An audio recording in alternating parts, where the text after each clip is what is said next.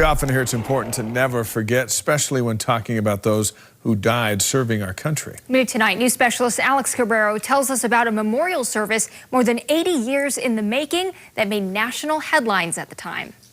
Years go by, slowly. Visiting my mom, among other people. And yet, so fast. My mom, grandfather, grandmother. Wasatch Lawn Memorial Park in Salt Lake City I got here early. is where Calvin Chipman Clegg and his cousin Claron Spencer can visit their family anytime they want. It's what it's all about, really. We can't afford to forget who we are. Especially when your past is tied to a man like Samuel Calley. Why don't we just surround his resting place here? You see, Calley is their uncle, but to America, he is so much more, even 83 years after his death. We honor him for the kind of man that he was. A man who died while working for the FBI. Sam, coincidentally, was killed in a shootout as he and Babyface Nelson killed each other in an open cornfield in Illinois. In order to understand what Calley and his colleagues were up against, you have to go back to 1930s America when dangerous gangs were growing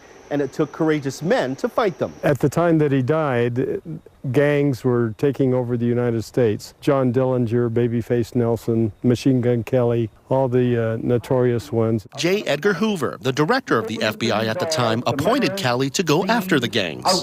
Considered by Hoover as one of his most trustworthy, if not the most trustworthy agent, he had to lead the major investigation at that time. Calley, who studied agriculture at Utah State, tracked Babyface Nelson to Chicago. There was a car chase and a shootout, ultimately ending in Nelson's death and Calley's death. He meant a lot to the director, he meant a lot to the FBI, he meant a lot to our family. Clegg and Spencer became FBI agents after hearing stories about their uncle. We're 3 generations now as a result of his work. And on the anniversary of his death, remembered him with a small ceremony. We're honored today to be here. The legacy just continues on in so many ways. Even after all these long years. In Salt Lake City, Alex Cabrero, KSL 5 News.